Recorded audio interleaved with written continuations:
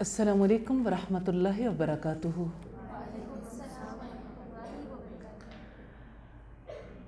नहमदुहू व नुसल्ली अला रसूलिहिल करीम। अम्मा बाद फ़ाऊज़ु बिल्लाहि मिनश शैतानिर रजीम।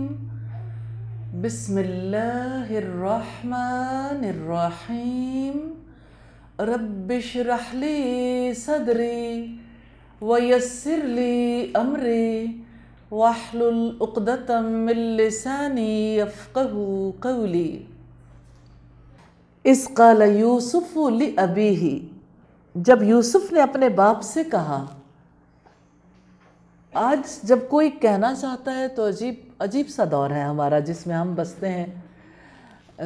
आपने देखा होगा कि हर कोई कुछ न कुछ कहता है, लेकिन कहाँ जाके फेसबुक पे जहाँ गए वहाँ का स्टेटस लगा दिया, अपने हालात, मैं क्या फ़ील कर रही हूँ, मैं कहाँ से आ रही हूँ, मैं कहाँ से जा रही हूँ, बच्चों के हालात, बेडरूम के हालात, नाराज़गियों के हालात व वाक़यात। हर कोई अपना चैनल और अपने चैनल में अपने सारे वाक़यात लोगों को बता रहा है, और इसका नाम सोशल मीडिया है। ये अजीब सोशलाइजिंग है कि सोशल मीडिया के बारे में कहा जाता है कि वैसे अगर फ्रेंड्स 500 हैं या 5000, जनाजे पे 5 भी नहीं आते।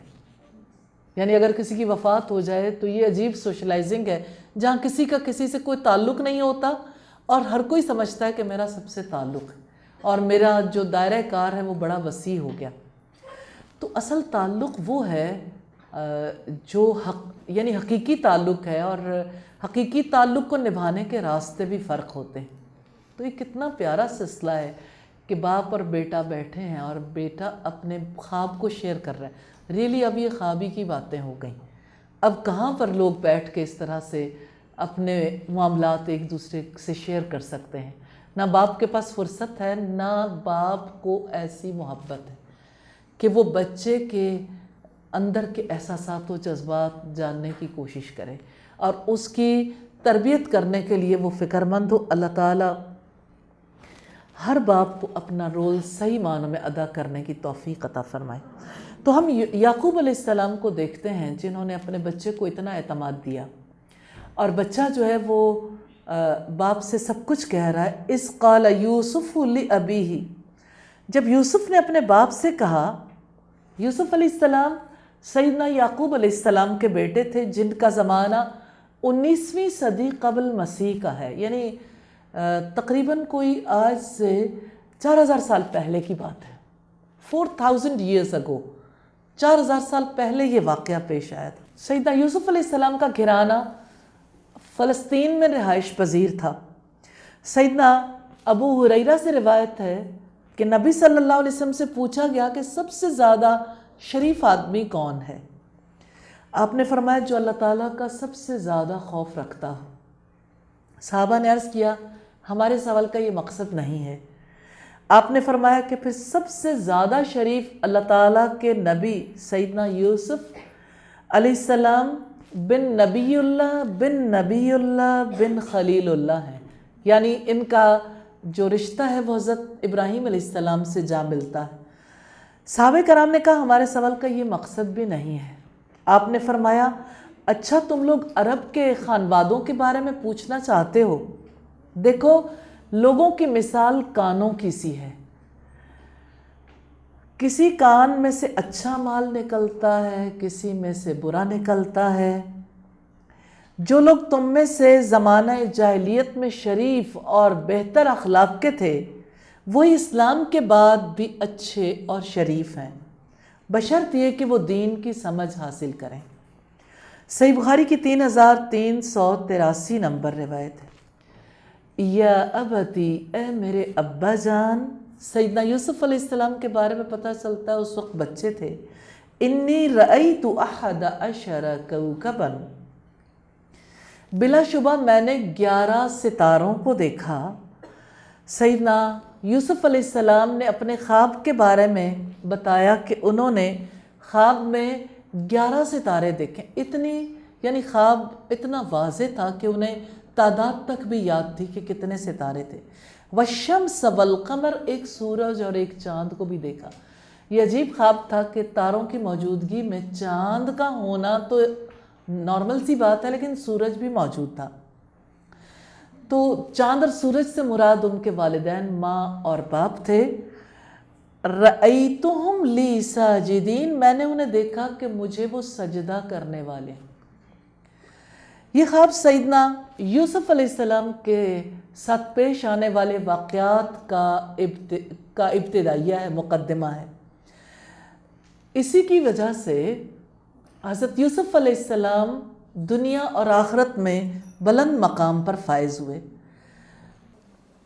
जब कभी अल्लाह ताला ने अपने उमूर का, यानी जिन उमूर का उसने इरादा किया उनको पूरा करना होता है, तो इसी तरह से उसकी इब्तिदा करता है। यानी मामलात का कहीं से आगाज़ होता है, फिर वो अपने इख्तिताम तक भी पहुँचते हैं। तो अल्लाह ताला इब्तिदा में किसी बंदे को इसी तरह से ज़हनी तौर पर तैयार करते हैं, फिर आहिस्ता आहिस्ता पूरे तरीके से माहौल से गुज़ारने के बाद, वाक़यात से गुज़ारने के बाद उसको अपने असल मकाम तक पहुंचा देते हैं। तो ये वाक़यात दरअसल इंसान के लिए अल्लाह ताला की तरफ से रहमत होते हैं। कोई मुझे ये बता सकता है कि सैयदना यूसुफ अलैहिस्सलाम के लिए कुएं में डाला जाना रहमत था या तकलीफ़? बज़ाहिर तो तकलीफ़ थी, लेकिन अगर वो कुएं में न डाले जाते तो दूसरी सूरत में भाई क्या चाहते थे? कत्ल कर दें। तो अल्लाह की गैर महसूस जो तदबीर थी उसके तवस्सुत से भाइयों का इंतकाम भी पूरा हो गया और सैयदना यूसुफ अलैहिस्सलाम को कुएं में रहना पड़ा। इसी तरह इस ख्वाब से ये पता चल रहा था कि वो वक्त आएगा जब हसद करने वाले भाई सैयदना यूसुफ अलैहिस्सलाम के मुती हो जाएंगे, यानी उनकी पूरी तरह से उनके औसाफ को तस्लीम कर लेंगे और उनके आगे झुक जाएंगे। और ये सब कुछ उन असबाब की वजह से होगा जो सैयदना यूसुफ अलैहिस्सलाम को पेश आएंगे कि अल्लाह ताला उन्हें अपने नबी के तौर पर चुनेगा, उन पर अपना फजलो करम करेगा और उन्हें उस ख़ास मकाम तक पहुंचा देगा जो इख्तिदार का मकाम था। इस तरह से अल्लाह ताला उन पर अपनी नेमतों की तकमील करेंगे। इस ख्वाब की ताबीर 40 साल के बाद और एक कौल के मुताबिक 80 साल के बाद ज़ाहिर हुई। वल्लाहु आलम, अल्लाह ताला बेहतर जानते हैं। जब उन्होंने अपने वालिदैन को शाही तख्त पर बिठाया, 11 भाइयों ने उन्हें सजदा किया। यूसुफ अलैहिस्सलाम ने कहा था कि आज मेरे ख्वाब की ताबीर ज़ाहिर हो गई, अल्लाह ताला ने मेरा ख्वाब हू बहू सच कर दिखाया। यहाँ पर रुक के देखने की ज़रूरत है कि ख्वाब की हकीकत क्या है। ख्वाब के बारे में पहली बात जो कहना चाहती हूँ, सब जानते हैं कि इंसान जब नींद या बेहोशी की हालत में होता है तो उसे कुछ ख़यालात ऐसे आते हैं जिस पर उसका कोई इख्तियार नहीं होता। ये बाज़ औक़ात उसकी ख्वाहिशात का अक्स होते हैं, जैसे माहिरीन नफ्सियात कहते हैं। और दूसरी तरफ हम देखते हैं कि बाज़ औक़ात ऐसा भी होता है कि शैतान के वसवसे होते हैं। बाज़ औक़ात ऐसे भी होता है कि ऐसे ख्वाब आते हैं किसी इंसान को जिसकी वजह से उसे मुस्तक़बिल के ख़तरात का पता चल जाता है। इसी तरह से बाज़ ख्वाब ऐसे भी होते हैं जो अल्लाह ताला की तरफ से बशारत होते हैं, जैसे सैयदना यूसुफ अलैहिस्सलाम का ख्वाब बहुत बड़ी बशारत था। तो इंसान नींद की हालत में जो कुछ देखता है, जिन हालात से गुज़रता है, वो ख्वाब कहलाते हैं। वैसे हमारे यहाँ तो कहते हैं कि बिल्ली को छीछड़ों के ख्वाब, मुराद ये है कि ख्वाब ख्वाहिशात का अक्स होते हैं। ये बात माहिरीन नफ्सियात की वजह से हमारे यहाँ भी आम हुई कि असलन ख्वाब का ताल्लुक़ सिर्फ़ ख्वाहिशात से, ऐसी बात नहीं है। ख्वाहिशात का अक्स भी होते हैं, लेकिन इसके अलावा भी ख्वाब होते हैं। शैतानी ख्वाब भी होते हैं, रहमान की जानिब से भी होते हैं, कुछ ख्वाब बशारतें भी होती हैं। तो बाज़ ख्वाब पेशीन गोई भी होते हैं, अल्लाह की तरफ से बशारत भी होते हैं। काजी सनाउल्लाह ने फरमाया, ख्वाब यह है कि नफ्स इंसानी जिस वक्त नींद या बेहोशी के सबब ظاہری بدن کی تدبیر سے فارغ ہو جاتا ہے تو اس کو قوت خیالیہ کی راہ سے کچھ صورتیں دکھائی دیتی ہیں، اسی کو خواب کہتے ہیں۔ یعنی انسان کے پاس قوت خیال تو ہے، اسی کی وجہ سے انسان کو کچھ چیزیں دکھائی دیتی ہیں۔ جیسے دیکھیے، کسی کے والد کا انتقال ہو گیا اور والد ہر روز خواب میں آ رہے ہیں۔ اب والد تو دنیا سے جا چکے، تو پھر خواب میں کیسے آتے ہیں؟ اس کی صورت یہ ہے کہ یا تو وہ شیطان کی طرف سے ہو سکتے ہیں، یا رحمان کی طرف سے، یا ایسا ہے کہ انسان کے خیالات غالب آ گئے۔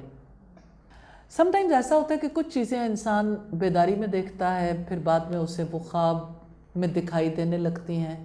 بعض اوقات ایسا ہوتا ہے کہ انسان نے کبھی کوئی چیز دیکھی نہیں ہوتی، لیکن خواب کی وجہ سے اسے کوئی چیز دکھائی دیتی ہے، بعد میں مدتوں کے بعد، سم ٹائمز ایسا ہوتا ہے 10 سال 20 سال 40 سال کے بعد پتہ چلتا ہے وہ جو خواب دیکھا تھا اور خواب میں جو کچھ دیکھا تھا وہ آج اصل حقیقت ہے۔ حتیٰ کہ انسان ایسی شخصیت بھی دیکھ لیتا ہے، مقامات دیکھ لیتا ہے، جس سے یعنی یہ پتہ چلتا ہے کہ انسان کے بس میں نہیں، کوئی اور پاور ہے۔ تو پیچھے کون سی پاور ہو سکتی ہے؟ یا تو شیطانی وسوسے، یا رحمان کی جانب سے، یا انسان کے اندر کے خیالات، خواہشات، ان کی وجہ سے انسان کو خواب آتے ہیں۔ اور کبھی ایسا بھی ہوتا ہے کہ انسان کو آنے والے خواب بالکل باطل ہوتے ہیں، اور کبھی ایسا ہوتا ہے کہ وہ خواب بالکل حق پر مبنی ہوتے ہیں۔ تو کبھی تو یہ خواب صرف دل کی باتیں ہوتے ہیں، یہ خواہشات والے خواب ہیں، کبھی بالکل شیطان کی طرف سے بہکاوے ہوتے ہیں۔ عجیب بات یہ ہے کہ شیطان کی طرف سے بہکاوے نیکی کی باتوں کی صورت میں بھی ہوتے ہیں۔ یعنی دین تو وہ ہے جو اللہ پاک نے کتاب اللہ کی صورت میں اور حدیث رسول کی صورت میں ہمارے پاس موجود ہے، لیکن اگر ان کے اپوزٹ کوئی بات خواب میں آ کر کہہ جائے تو اس کی کوئی حقیقت نہیں، کیونکہ شریعت کے احکامات خوابوں پر منحصر نہیں ہیں۔ اور پھر اسی طرح سے جو خواب برحق ہوتے ہیں وہ خاص الہام ہے جو اللہ تعالیٰ کسی بندے کو خوش کرنے کے لیے اپنے خزانہ غیب سے کچھ چیزیں انسان کے ذہن میں ڈال کر کرتے ہیں۔ نبی صلی اللہ علیہ وسلم کا ارشاد ہے خواب کے بارے میں کہ مومن کا خواب ایک کلام ہوتا ہے جس میں وہ اپنے رب سے شرف گفتگو حاصل کرتا ہے۔ سیدنا انس بن مالک نے اور ان سے سیدنا عبادہ ابن صامت نے روایت کیا ہے، نبی کریم صلی اللہ علیہ وسلم نے فرمایا مومن کا خواب نبوت کا 46واں حصہ ہوتا ہے۔ صحیح بخاری کی 6987 نمبر روایت ہے۔ اور سیدنا ابو ہریرہ نے فرمایا کہ میں نے رسول اللہ صلی اللہ علیہ وسلم سے سنا، آپ نے فرمایا کہ نبوت میں سے صرف اب مبشرات باقی رہ گئی ہیں۔ صحابہ نے پوچھا کہ مبشرات کیا ہیں؟ آپ نے فرمایا اچھے خواب، یعنی بشارتیں جو ہیں وہ اچھے خواب ہیں۔ یہ روایت بھی صحیح بخاری کی ہے۔ سیدنا ابو قتادہ سے سنا گیا، نبی صلی اللہ علیہ وسلم نے فرمایا، اور یہی اس کی اصل ہے، اچھا خواب اللہ تعالیٰ کی طرف سے، برا خواب شیطان کی طرف سے۔ یہ دو ہی خواب ہیں بنیادی طور پر۔ تو جو اچھا خواب ہوگا چاہے وہ بندے کے دل میں آئے، چاہے وہ یعنی بالکل حقیقی واقعات کی صورت میں ظاہر ہوں، جیسے نبی صلی اللہ علیہ وسلم کو نبوت سے پہلے ایسے خواب آتے تھے، صحیح بخاری کی روایت سے ہمیں پتہ چلتا ہے کہ دن کی روشنی کی طرح وہ ظاہر ہو جاتے تھے۔ یعنی ایسے خواب ہوتے تھے کہ وہ خواب نہیں تھے، بیسیکلی جو کچھ پیش آنا ہوتا تھا آپ کو بالکل اسی طرح سے دکھا دیا جاتا تھا۔ اس کے بعد آپ صلی اللہ علیہ وسلم پر وحی نازل ہوئی، یعنی کوئی 6 مہینے کا وقفہ بتایا جاتا ہے کہ آپ کو سچے خواب ابتدا میں آتے رہے۔ اور برا خواب شیطان کی طرف سے ہوتا ہے، بھلے سے انسان کے دل میں آئے، کسی شکل میں آئے۔ عجیب بات ہے، شیطان مختلف شکلیں اختیار کر لیتا ہے، بعض اوقات نیک لوگوں کی شکلیں بھی اختیار کر لیتا ہے۔ سم ٹائمز ایسا ہوتا ہے کہ وہ آ کے یہ کہتا ہے کہ میں فلاں نبی ہوں، تو جب تک کسی کو یہ نہ پتہ چلے کہ اس نبی کا حلیہ کیا تھا، اس پر بلیو نہیں کیا جا سکتا کہ وہ واقعتاً وہی نبی ہیں یا شیطان خود سے اپنی جانب سے آ کے کچھ کہہ رہا ہے؟ جیسے کئی لوگ کہتے ہیں کہ ہمیں فلاں نبی کی زیارت ہوئی، لیکن اس نبی کی شکل و صورت بالکل مختلف ہوتی ہے، تو اس کا مطلب یہ ہے کہ وہ شیطان ہی ہے جو مختلف شکلیں اختیار کرتا ہے۔ کسی نے ہم سے کہا کہ رسول اللہ کی شکل میں تو شیطان نہیں آ سکتا، ہم نے کہا یہ تو بالکل سچ ہے، لیکن اگر کسی اور شکل میں آ کے کہتا ہے کہ میں اللہ کا رسول ہوں، تو وہ کسی اور شکل میں آ کے کہے تو ظاہر ہے اس کی بات پر بلیو نہیں کیا جا سکتا۔ اس لیے سیرت کی کتابوں میں یا انبیاء کے بارے میں جو کچھ موجود ہے اور جو سچ ہے، ان چیزوں پر کوئی چیز پوری اترتی ہے تو وہ خواب جو اس نوعیت کے ہیں وہ سچے ہو سکتے ہیں، بصورت دیگر نہیں۔ آگے کا معاملہ بہت اہمیت کا حامل ہے۔ باپ اور بیٹے کے درمیان خواب کی باتیں ہو رہی ہیں۔ قال یا بنی لا تقصص رؤیاک علی اخوتک فیکیدوا لک کیدا ان الشیطان للانسان عدو مبین۔ اس نے کہا میرے چھوٹے بیٹے، اپنا خواب اپنے بھائیوں سے بیان نہ کرنا۔ یہ پہلی اہم بات ہے۔ باپ کے لیے تو سارے بچے برابر ہوتے ہیں، باپ نے یہ کیوں کہا کہ اپنا خواب اپنے بھائیوں سے بیان نہ کرنا؟ اس وجہ کو بھی اللہ پاک نے نقل کر دیا۔ وہ آپ کے خلاف سازشیں کریں گے، سازشوں سے بچ جاؤ۔ بے شک شیطان انسان کا کھلا دشمن ہے، یعنی دراصل ان سازشوں کے پیچھے بھی شیطان ہے۔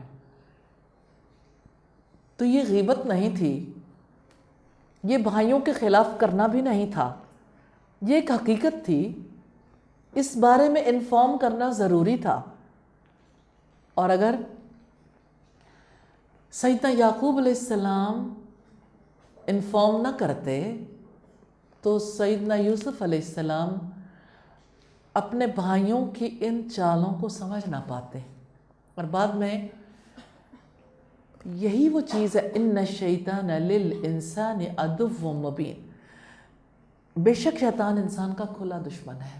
وہ وقت آ جائے گا اسی سٹوری میں جب یوسف علیہ السلام کے بھائی ان کے پاس آئیں گے اور بات کھل جائے گی، اس وقت یوسف علیہ السلام کہتے ہوئے نظر آئیں گے کہ وہ شیطان تھا جس نے ہمارے درمیان دشمنی ڈلوا دی تھی، کیونکہ باپ والی بات جو ہے وہ ذہن میں ہے۔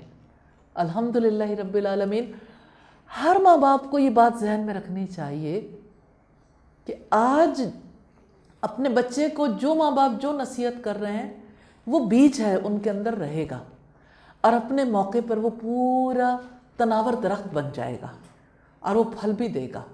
تو کبھی حق بات کہنے سے گریز نہیں کرنا چاہیے، اور اپنے بچوں کی اچھی رہنمائی کرنا اچھی خوراک دینے سے زیادہ ضروری ہے، اور اس کا نفع کثیر ہے الحمدللہ۔ تو یعقوب علیہ السلام کی نصیحت ہے اپنے بیٹے کو، اے میرے چھوٹے بیٹے، اپنے بھائیوں سے اپنا خواب بیان نہ کرنا، کیونکہ وہ آپ کے خلاف سازشیں کریں گے۔